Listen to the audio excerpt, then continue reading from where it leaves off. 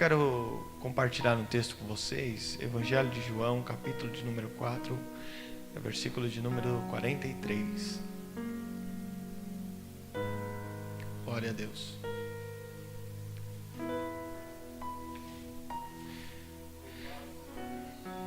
Evangelho de João 4, 43. Foi uma mensagem que Deus me concedeu por esses dias. E eu creio que de alguma forma o Senhor vai falar conosco aqui. Evangelho de João, capítulo 4. Nós vamos ler a partir do versículo de número 43. Diz assim a Bíblia: E 2 dias depois, partiu dali e foi para a Galileia, porque Jesus mesmo testificou que um profeta não tem honra na sua própria pátria. Chegando, pois, a Galileia, os galileus o receberam, vistas todas as coisas que fizera em Jerusalém, no dia da festa, porque também eles tinham ido à festa. Segunda vez foi Jesus a Caná da Galileia, onde da água fizera vinho. E havia ali um nobre, cujo filho estava enfermo em Cafarnaum.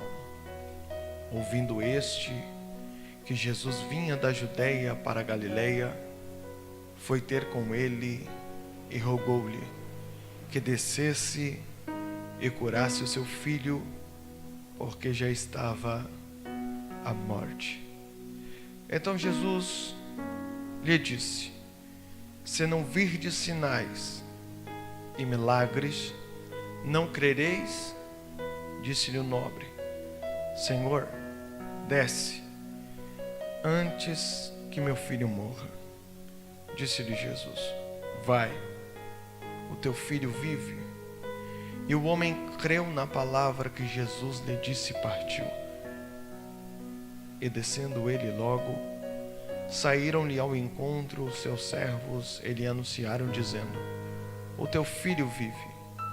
Perguntou-lhe: Pois a que hora achará melhor? E disseram-lhe: Ontem, às 7 horas, a febre o deixou. Entendeu, pois, o pai que era aquela hora a mesma em que Jesus lhe disse: O teu filho vive. Assim creu ele e toda a sua casa. Jesus fez este segundo milagre quando ia da Judeia para a Galileia. Capítulo 5, versículo 1, encerraremos a leitura. Depois disso, havia uma festa entre os judeus, e Jesus subiu a Jerusalém.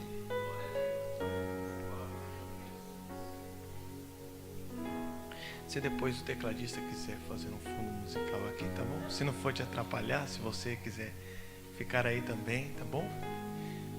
Deixa Deus usar esse dom, esse talento que Ele te deu. Muito bem, muito bem. Olha só, irmãos. Na verdade, todos nós passamos por momentos de contrariedades. Todos. Momentos que nós não desejamos. O ser humano, independente da fé que ele professa, ele pode muito bem, em algum período da sua vida, ser assolado por uma intempérie, por um problema, por uma situação contrária. Eu quero iniciar minha fala falando sobre isso, porque eu acho muito pertinente com aquilo que eu vou dissertar a vocês.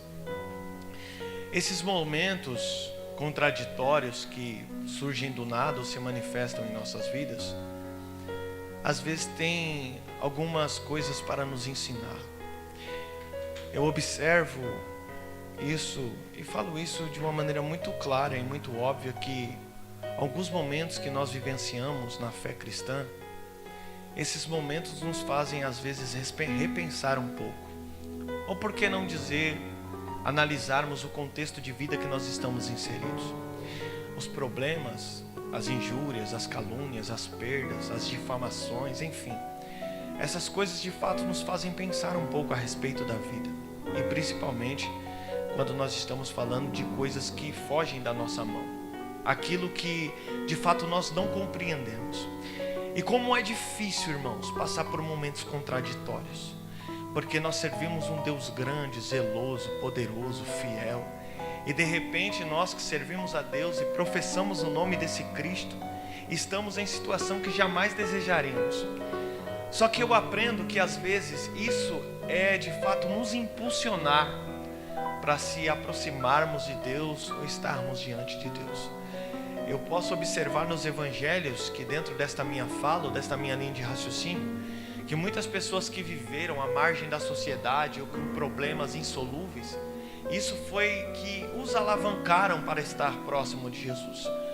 Observe, quando Jesus ele inicia o seu ministério, as pessoas saíam da cidade circunvizinha para estarem junto a ele, para rogarem o mestre, para implorarem por socorro, por piedade, por bondade, por misericórdia. E é óbvio, é fato, que muitas vezes Jesus alcançou essas pessoas.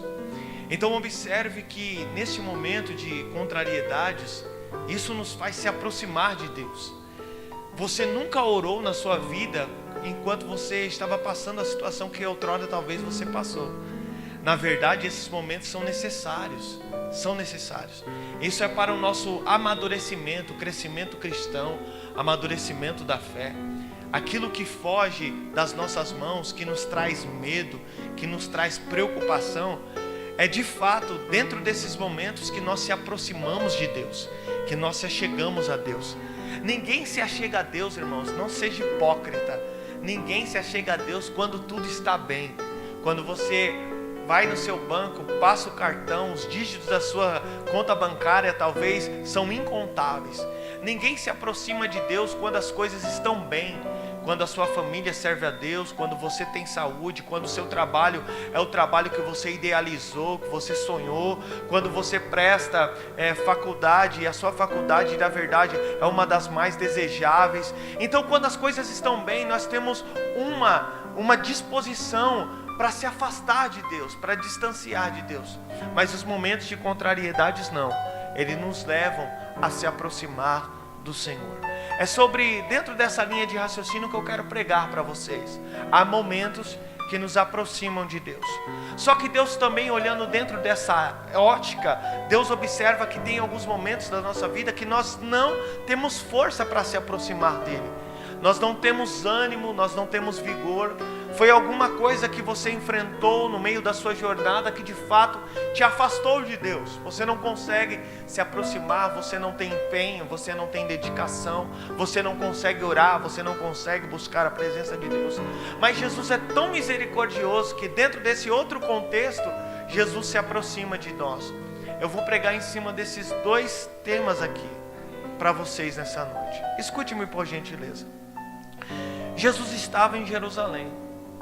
O capítulo de número 2 do Evangelho de João, Jesus estava em uma das principais festas dos judeus, era a Páscoa. Jerusalém está repleta de pessoas. As pessoas celebravam, comemoravam. E todos os judeus, eles tinham que subir de fato em Jerusalém, porque Jerusalém era a parte mais alta da Palestina. Então os judeus se preparavam anualmente para celebrarem, comemorarem, né? Hoje talvez, dos dias dos pais, alguns de vocês comemoraram em casa, né? Reuniram a família, reuniram os amigos, ligaram, vem para cá, nós estamos comemorando, festejando. E na verdade nós não festejamos só os dias dos pais, mas o cristão, enfim, é um povo festivo. Os judeus celebram e celebram muito, isso faz parte, porque nós somos um povo feliz, um povo alegre, como diz as Escrituras Sagradas. E Jesus não ia jamais deixar de estar numa festa, sendo esta festa a festa da Páscoa. Ele se dirige até Jerusalém, está reunido entre as pessoas. Só que o fato de Jesus festejar não era o suficiente. Jesus decide naquela Páscoa realizar sinais, milagres, prodígios e maravilhas. Jesus vai curar, e é óbvio, quem presenciou isso se alegrou. Talvez você se alegraria também, né? De você chegar em um lugar, tiver um coxo, o coxo sair andando, o cego sair chegando, o mudo sair falando, o surdo sair ouvindo. Isso impressionava. É por isso que Jesus, ele era aflorado pelas multidões que o seguiam, que desejavam estar ao seu lado. Mas a festa estava chegando ao fim, e Jesus precisava retornar aonde? Para a Galileia. Jesus então, ele decide se encontrar com um homem. No capítulo de número 3 do Evangelho de João, Jesus se encontra com Nicodemos. Nicodemos era um homem respeitado demais em Jerusalém. Ele era um dos principais homens de Jerusalém. Só que ele ficou pensando a respeito de todas as coisas que Jesus fazia e realizava. E isso, é óbvio, brotou um ponto de interrogação dentro do coração deste homem. Ele queria saber de fato quem era Jesus, e impulsionou a procurar o Senhor na madrugada pelas ruas. E ele encontrou o Senhor.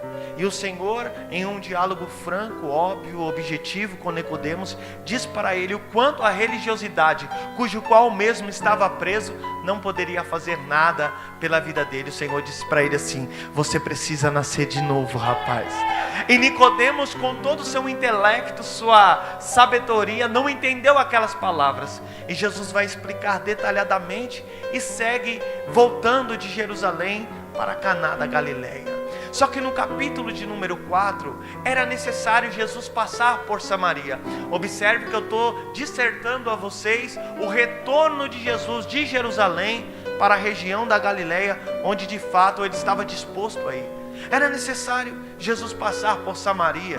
Em Samaria ele se dirige até um poço conhecidíssimo, que até o texto sagrado não diz que era o poço de Jacó. Quando ele chega nesse poço, no capítulo de número 4, ele vai encontrar-se com uma mulher samaritana. E esta mulher se dirigia do seu lar, da sua casa, todos os dias, com um balde para poder tirar a água daquele poço. Só que aquela água que ela tirava todos os dias só saciava a sua vida fisicamente, espiritualmente não. Ela também estava presa na religiosidade. Quando ela se aproxima, ela se encontra com o mestre pede para ela tirar a água, e ela apresenta tudo ao contrário, todos os meios e os métodos para que Jesus tirasse a água. E ali, numa conversa franca e objetiva também com aquela mulher, Jesus olha para ela e diz: se você soubesse quem é que está te pedindo água, você pediria a mim, e eu te daria água viva. Porque essa água que eu quero apresentar para você não é essa água que você tira todos os dias aqui e que mata a sua sede física. Essa água que eu quero apresentar a você é uma água que sacia a sua alma. E outra, vai lá e chama o seu marido. Essa mulher disse assim: marido, sim. Eu vou dizer algo para você. Marido não, porque você já teve 5 e agora o que você tem não é seu. Essa mulher ouviu esta palavra e disse: ele é o profeta. Ela sai do poço, vai aos seus contemporâneos, relata aos seus contemporâneos dizendo: olha, eu encontrei o Messias, o Cristo, o Salvador, eu acredito que é ele. Mas por quê? Porque ele disse que eu tive 5 maridos e o homem que eu estou agora não é meu marido. A cidade se impressionou, vieram até Jesus e eles se imploraram para Jesus ficar lá durante 2 dias. Porque quando a gente se aproxima de Jesus, o desejo de ficar com Ele é intenso, irmão. Só quem se relaciona com o Senhor sabe isso que eu estou pregando. Quando você se encontra com Cristo, por base na sua palavra, quando você se relaciona com Ele, você sabe que dentro de você é gerado um sentimento muito profundo por Ele. Eu não sei qual é o nível de relacionamento que você tem com o seu Senhor, mas eu quero dizer para você, com base nessa palavra, que o mesmo sentimento que os samaritanos tiveram de receber Jesus e de ouvirem a sua palavra e de implorarem para Jesus ficar com eles 2 dias, é o sentimento que Jesus quer criar dentro de nós aqui hoje na Pagiel, nesse culto. Que você possa receber essa palavra, que você possa ter esse entendimento por essa palavra. Jesus está cansado de um relacionamento contemplativo. Jesus quer que você conheça Ele tete a tete, face a face. Jesus quer que você deseje Ele diariamente, não é só nos cultos semanais ou de domingo. Jesus quer que você se relacione com Ele de uma maneira mais profunda. Jesus quer que você entenda o seu amor que Ele tem por você. você. Jesus quer que você entenda que Ele está disposto a abrir mão de tudo, como já abriu, para poder fazer algo especial da tua vida. Será que você crê nessa palavra que eu estou pregando? Dá para você levantar a mão e aplaudir a este Cristo, porque Ele merece.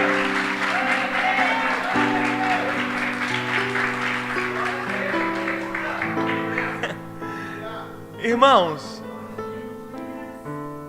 Jesus então ele retorna e chega em Galileia. Aproximadamente 140 quilômetros Jesus percorreu da sua viagem.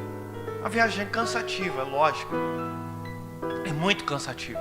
Às vezes Jesus andava a pé, outras vezes num pequeno bote, num pequeno barco.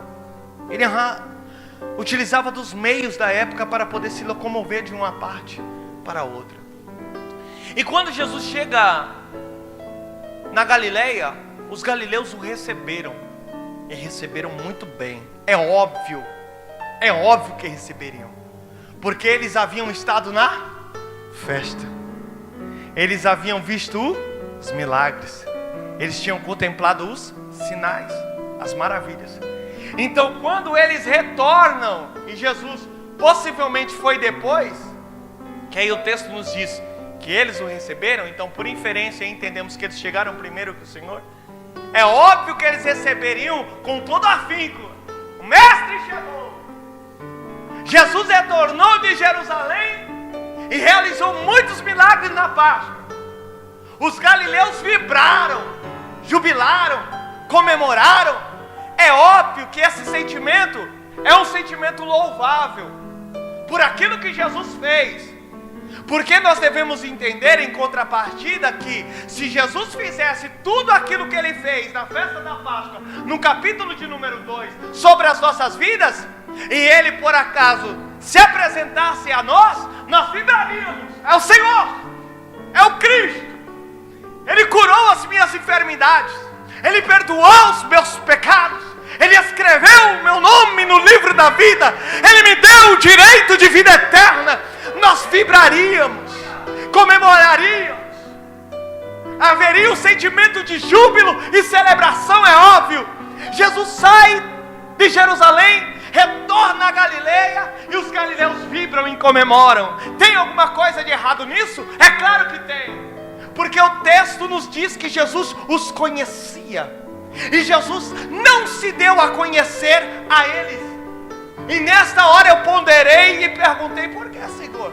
É porque o texto está se referindo que eles estavam celebrando, comemorando, vibrando por causa dos sinais, por causa dos milagres, por causa dos prodígios. Observe em contrapartida que os sentimentos dos samaritanos são outros.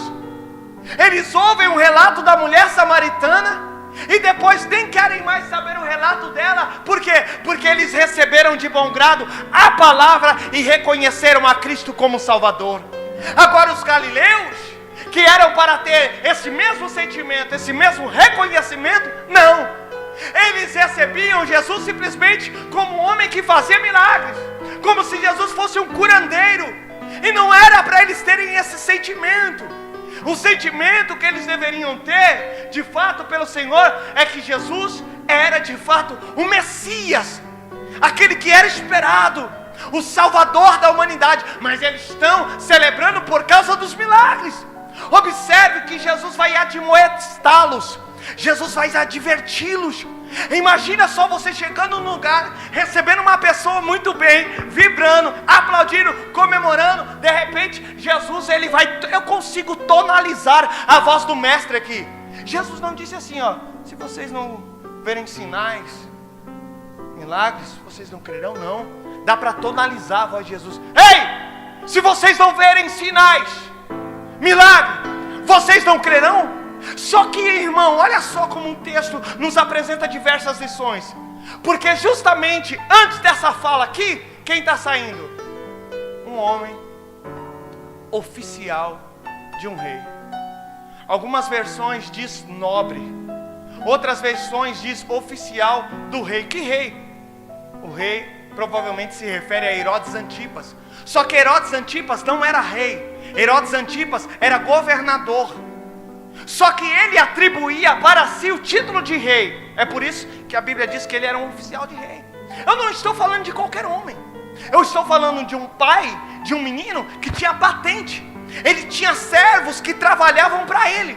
Só que diante da patente e diante do homem de respeito que ele servia, que era Herodes, um homem que tinha poder e aquisições, nesse contexto não pôde fazer nada por ele.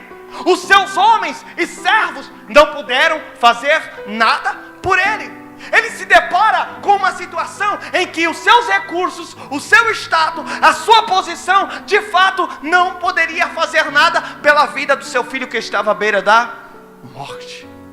Aí o que eu mais acho lindo, pastor Márcio, é que a Bíblia diz que ele ouviu que Jesus estava na Galileia.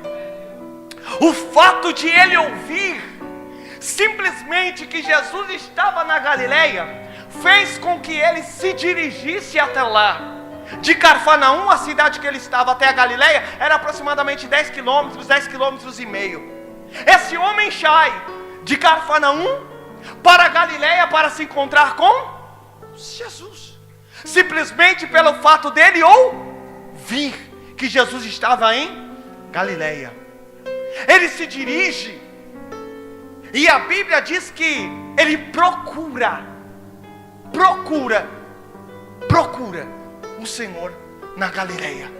E quando ele encontra, ele vai rogar, ele vai suplicar. E dentro deste rogo, desta súplica, há um pedido de um pai pelo um filho. Quem é pai aqui? Você faria tudo pelo seu filho, sim ou não? Tudo não faria? Sim? Sim. Eu estou falando de alguém que estava à beira da morte. Eu estou falando de um pai aflito, desesperado, afligido, com um sentimento de profunda tristeza, angústia, desespero. Eu não estou falando de um homem judeu, tá? Eu estou falando provavelmente de um gentil, este oficial do rei. Mas o fato de ele ouvir que Jesus estava em Galileia gerou dentro de si um sentimento verdadeiro e sincero. Escute-me. A palavra de Cristo, a palavra de Deus tem que gerar dentro de você alguma coisa. Eu vou ratificar. A palavra de Cristo, a palavra de Deus tem que gerar dentro de você algum sentimento. Eu vou ratificar de novo. A palavra de Cristo, a palavra de Deus tem que gerar dentro de você alguma coisa. Você precisa sentir alguma coisa quando ouvir a palavra. Não é possível, num culto como esse, nós não viemos aqui só para um momento de entretenimento. Nós não viemos aqui simplesmente porque é dia dos pais e para ver esse belo jogral que foi aqui nos apresentado. Nós não viemos aqui para receber um mimo do pastor e com a pastora que se preparou. É óbvio, eles são seus pastores e isso de fato é louvável. Mas nós viemos aqui porque nós ouvimos a sua palavra e temos certeza que ela gera alguma coisa dentro de mim. Ah, como eu estou sentindo a presença dele aqui. Saramaia lebara Que coisa boa é quando nós ouvimos a palavra. Às vezes a gente se encontra, pastor, em momentos que só Deus. Sabe aqueles momentos que a gente parece que está mais para baixo do que esse próprio chão? E de repente você ouve a palavra, o Espírito Santo dizendo para você algo assim: rapaz, se levanta daí. Vai para a minha igreja hoje, porque hoje eu vou falar com você que vale a pena estar na minha presença. Sabe esses momentos de contrariedades? Porque eu iniciei a minha fala dizendo sobre as contrariedades da vida. Foi justamente isso que conduziu o oficial do rei para a presença de Jesus. Se ele estivesse na sua casa, o seu filho estivesse bem de saúde, mas jamais ele teria saído do conforto da sua casa. Jamais ele teria saído de Cafarnaum para se encontrar com o Senhor na Galileia. Oh meu Deus, obrigado pelas provações, obrigado pelas lutas, obrigado pelas perdas, obrigado pelas injúrias, obrigado pelas calúnias, obrigado, Senhor, por todos os problemas contrários que apresentam-se para mim diariamente, porque eu sei que isso me conduz à sua presença. Quem está crendo no que eu estou pregando aqui nessa noite?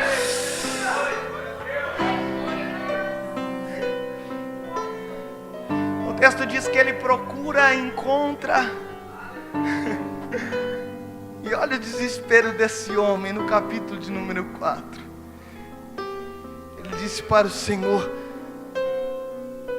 de uma forma desesperadora e com uma alma aflita: Senhor, desce, cure o meu filho, porque ele está à beira da morte. Aí sabe qual foi a palavra? Ei! Se vocês não verem sinais e milagres, não crerão? Irmão, imagine você, escute-me, eu vou contextualizar, vem comigo para a Bíblia. Imagine você desesperado, precisando de uma resposta, se apresenta a Jesus, e aquilo que você trouxe para apresentar, Jesus diz uma palavra contrária a isso.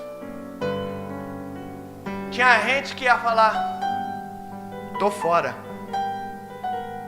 vou retornar para casa, vou abandonar a causa. Para mim não deu, acabou. Porque esse homem chega para pedir para o Senhor justamente aquilo que ele está advertindo. Ele veio atrás do quê? Não foi de um milagre pela vida do seu filho? Não foi? E Jesus está falando o quê? Repreendendo eles. Mas esse homem, ele não está inserido nesse contexto, porque ele não é galileu. E no versículo abaixo, depois dessa repreensão, sabe o que ele faz? Ele diz assim, ó: Senhor, desce comigo, desce até a minha casa, antes que o meu filho morra. Escute, se é uns crentes da era atual, cheio de mimimi, que não pode ouvir uma palavra dura, não pode ouvir um puxão de orelha do pastor, da liderança, porque tem crente hoje, irmão, que é só Deus. Ele não pode ouvir uma palavra mais dura, que é: não vou naquela igreja lá, o pastor é bravo, a palavra é dura. Irmão, Jesus não tinha essa de ficar passando a mão na cabeça de ninguém, não. Quando estava errado, abaixa a orelha, respeita a voz, obedece e continua. Este homem aqui, sem ser alguém que professava a fé em Cristo, ele observa, ouve a demonstração, só que ele diz assim, ó: Senhor, tá bom, mas desce até a minha casa e cura o meu filho antes que ele morra. Aí Jesus olha para ele assim e diz assim: pastora, vai, o teu filho vive. Tá certo, você adorou. Mas escute, muitos milagres que se antecederam talvez a esse, Jesus ia até as pessoas, colocava a sua mão, rogava ao Pai, as enfermidades eram expelidas e as pessoas eram curadas. Porque às vezes a gente quer que Jesus faça conforme a gente idealizou. Esse homem aqui, ele nos dá um exemplo. Porque é mais ou menos assim: teu filho vive. Tá bom, Senhor, mas vem comigo. O teu filho vive. Não, Senhor, entendi a palavra. Eu estou falando, contextualizando nós, tá? Tá bom, eu vi. Mas vem comigo, Senhor. E coloca a mão, pastor Márcio, vamos lá em casa lá. Não, vai dar certo, estou intercedendo. Não, mas eu quero que o Senhor vá lá, pega o óleo, unge a cabeça dele. Mas eu estou liberando a palavra. Não, mas eu quero que o Senhor vá lá. Eu preciso que a sua presença física. E é interessante que todas as vezes que eu vou pregar um texto, me acontece algo pertinente ao assunto. Eu me deparei com uma moça que trabalhou para mim, e ela me ligou desesperada, mandou uma mensagem no WhatsApp, dizendo a respeito do cunhado dela que estava à beira da morte. Ela: eu quero que você vá lá a hora. E eu logo meditando no texto, irmão. E eu falei: eu vou te dar um texto para você meditar. Houve um texto na Bíblia que um homem estava desesperado para uma cura de um filho. Desesperado.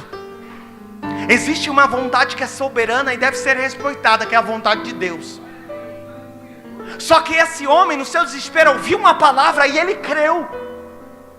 Então eu quero dizer para você, eu falando com ela, eu quero dizer para você que aonde quer que ele esteja, agora, o Senhor é fiel pela sua palavra de curá-lo e mudar o diagnóstico da sua vida.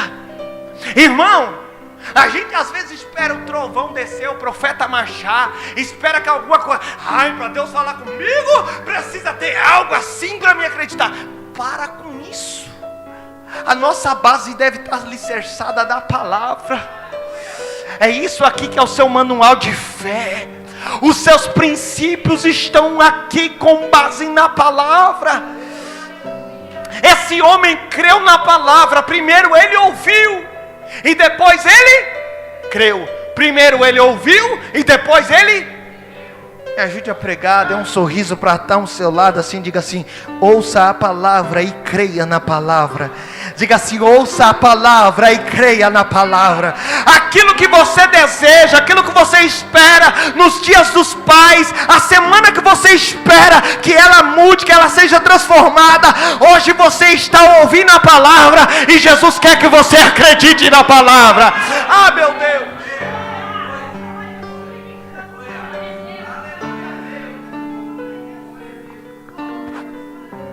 Esse homem ouviu a palavra, creu, e ele retorna para sua casa em Cafarnaum. E o texto nos diz que no dia seguinte, que dia? No dia seguinte, ele chega, esses 10 quilômetros, que ele andou, 10,5, ele vai se deparar com os seus servos.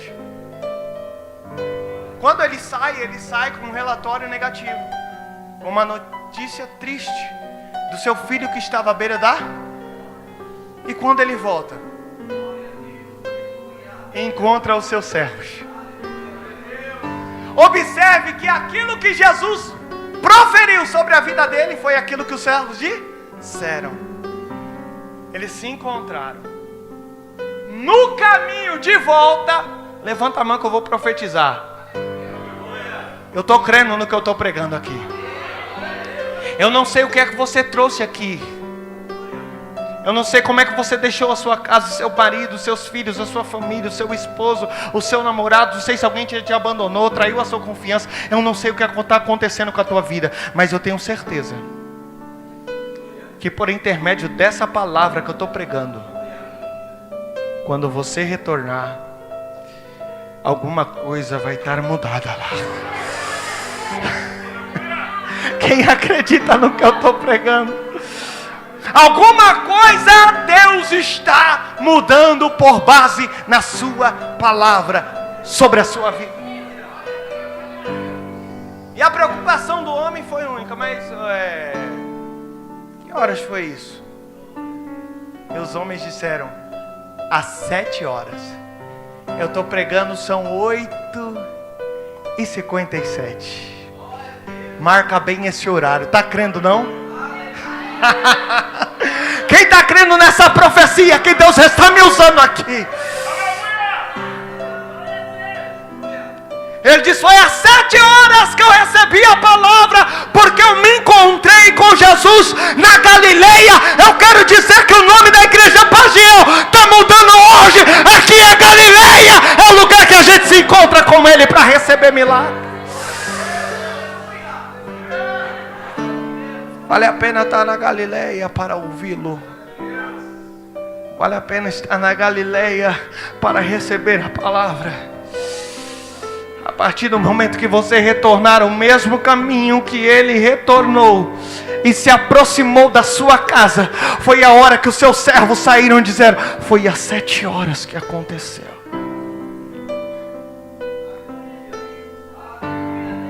E não só foi ele que creu, foi ele e toda a sua casa. Está preocupado por quê, irmão? Descanse seu coração.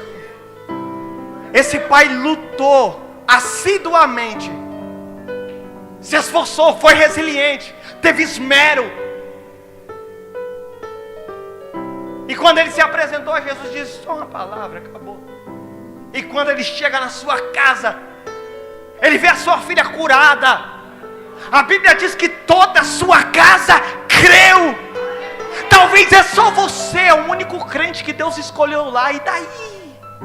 Vai começar pela tua vida mesmo. A tua casa vai acreditar por intermédio de você. Você está crendo nisso? Toda a casa creu. Toda a casa creu. No capítulo 5, para me sintetizar, Jesus está novamente numa festa. Numa festa. O texto não diz qual festa era. Haviam 3 principais festas em Jerusalém: Páscoa, Pentecoste e Tabernáculos. Anualmente, os judeus se preparavam para a celebração dessas 3 festas. No capítulo de número 5, a Bíblia diz que havia uma festa só. Enfim, Jesus estava celebrando de novo. Eu iniciei a mensagem dizendo sobre uma festa. No capítulo 5 nós temos Jesus de novo inserido numa festa. Só que Jesus dessa vez, ele está na festa e está muito preocupado. Dessa feita não tem milagre na festa. Não importa qual festa era, porque às vezes a gente quer impressionar pregando e a gente quer cavar no texto e falar era festa tal porque a tradição diz que é. Não importa, não vai mudar nada a conotação do texto aqui. Escuta, era uma festa, era uma das principais. Isso fica bem claro. Aí Jesus está lá comemorando, festejando com os irmãos. Só que algo preocupa o coração do Senhor. O Senhor decide deixar a festa esse dia. E se fosse nós, talvez nós ficaríamos horas festejando, comemorando, celebrando, conversando. Jesus está reunido de pessoas. E eu vejo o mestre saindo de fininho. Ele deixa a festa. O texto diz que próximo à porta das ovelhas havia um tanque, em hebreu chamado Betesda. Essa porta das ovelhas, em Neemias capítulo de número 3, fala que Eliasibe, o sumo sacerdote, reedificou esta porta. Se ele reedificou é porque um dia ela foi destruída. Acabaram com os muros de Jerusalém. Ele reúne aproximadamente 40 homens e reconstrói essa porta, reedifica, troca os ferrolhos. E essa porta foi a única que foi consagrada. Essa porta, conhecida como anteriormente Porta do Gado, que passou a se chamar Porta das Ovelhas, era a porta onde a ovelha era levada, passava nessa porta, o sacerdote examinava e sacrificava ela para aplacar a ira de Deus sobre o povo.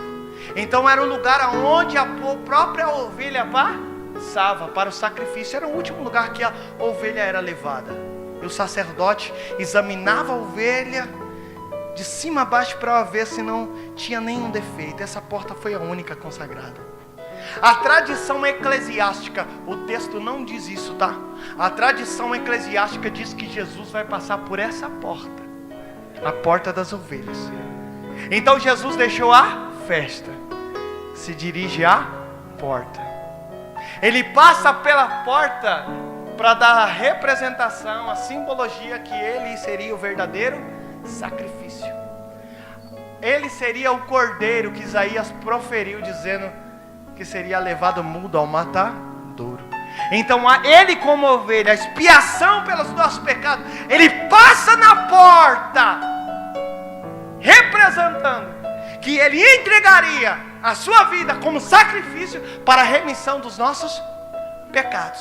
Jesus deixa a festa, passa a porta e vai ao tanque. Esse tanque, a arqueologia atual, ela diz que haviam 2 pares de tanques. Eles existiram de fato. Eu estou no primeiro alpendre aqui, ó. Era um degrau como esse. E havia 5 alpendres.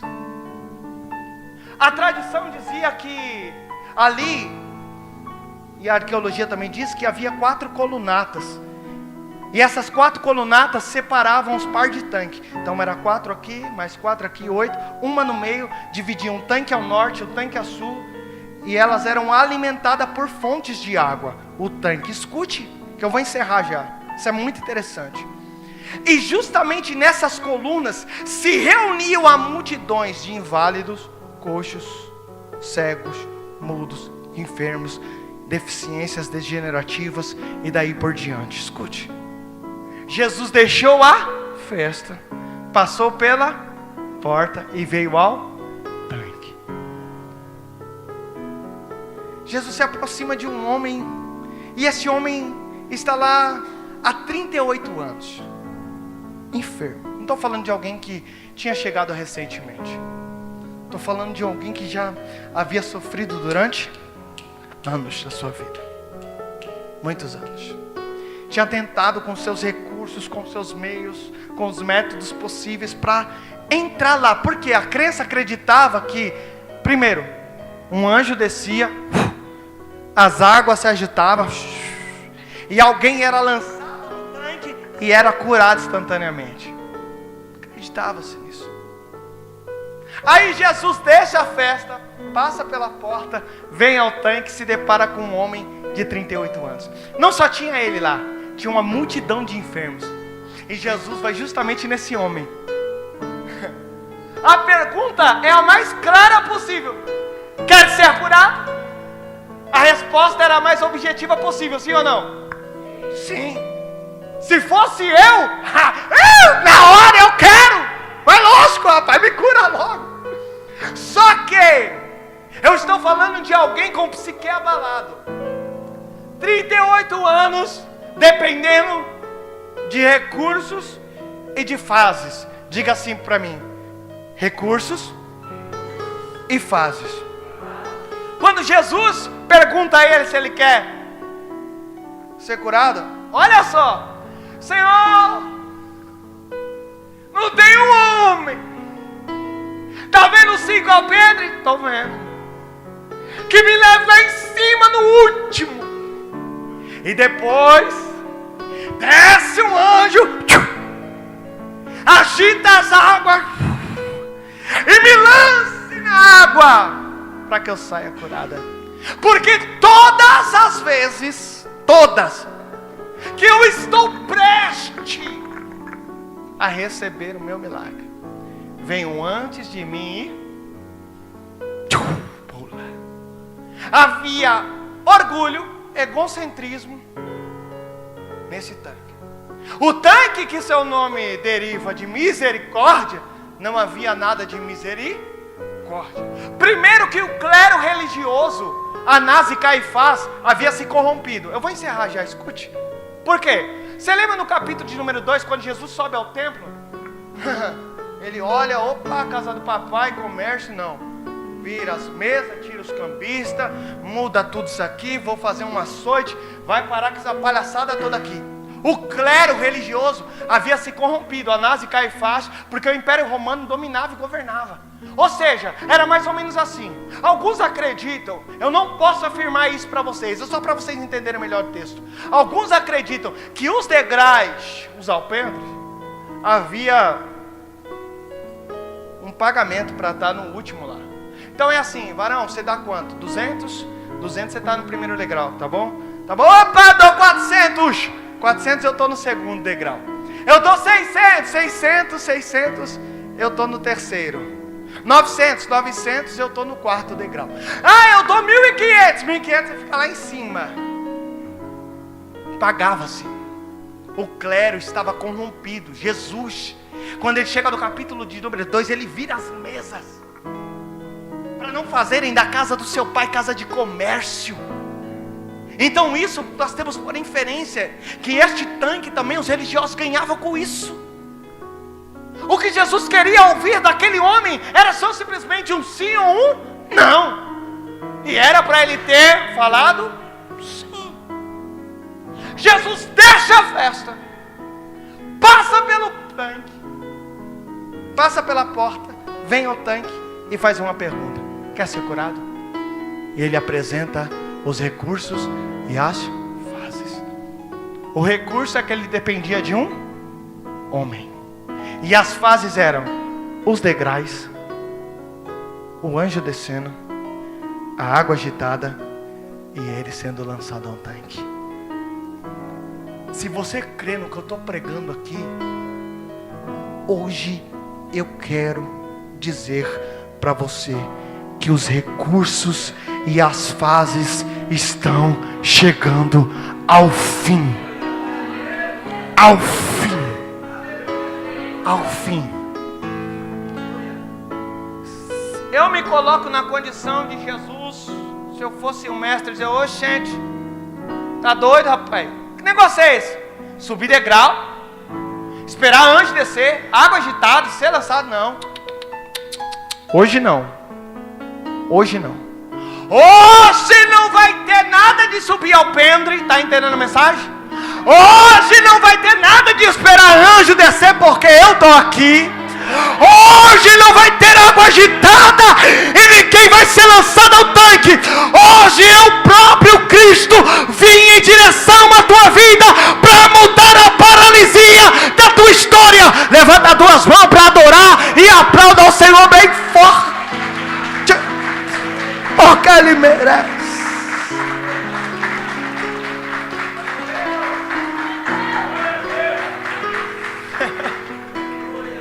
Sabe o que Jesus queria? Simplesmente, olha para mim, que Ele tirasse os olhos dos alpendres, os olhos do tanque, os olhos do anjo e os olhos da água. Jesus olha para ele e diz, rapaz, eu estou aqui. Você não está me vendo não?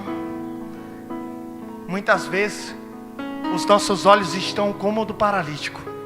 Enxergamos os alpendres, enxergamos o tanque, enxergamos a água, queremos enxergar anjo e não conseguimos enxergar quem está ao nosso lado, nos fazendo uma pergunta: quer ficação, quer levantar, quer mudar a tua vida, quer mudar a tua história, quer voltar a caminhar, quer voltar, ô irmão.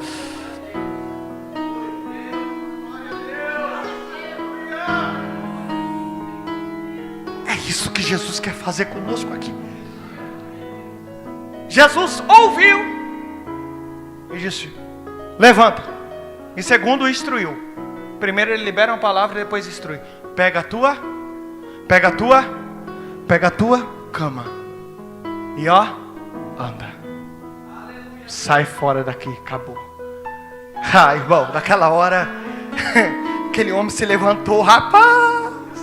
A cama era como se fosse uma esteira, feitas de alguns pedaços de madeira, palha, e ele enrolado levava. Sabadão, final de semana, ele estou top agora. 38 anos se encerraram, se findaram com uma palavra desse homem. E o homem nem sabia que era Jesus. Nem sabia. Aí, é óbvio que os religiosos olharam, porque era sábado. Você sabe que a lei e a tradição da lei não podia fazer nada no sábado, não é? Havia 39, acredito eu, se não me trai a minha memória, determinações de algumas coisas que não poderiam fazer ao sábado, principalmente carregar algumas coisas. Irmão, olha para mim. Esse homem se levanta, pega a sua maca. Hoje ninguém levanta aqui não, hein? Sábado, ninguém de pé aqui, rapaz. Que negócio é esse? Se eles pudessem pegar uma marreta, volta a ser aleijado de novo, porque no sábado ninguém cura aqui não. Nós guardamos, somos observadores da lei. Está errado. Quem é que foi que mandou você levantar aqui? Porque enquanto você está na lamúria, enquanto você está reclamando, enquanto você está com uma vida que, irmão, ninguém dá nada para você. Mas a partir do momento que você toma uma posição, se levanta, quer ver mudança? Pode se preparar que vai se levantar um monte de religioso contra a tua vida, mas não se preocupa não, porque quem está te mandando te levantar vai te esperar todos os dias no templo para você adorar a Ele. Se você crê nessa palavra, levanta as suas mãos para o alto para glorificar a esse Deus. Eu encerro agora.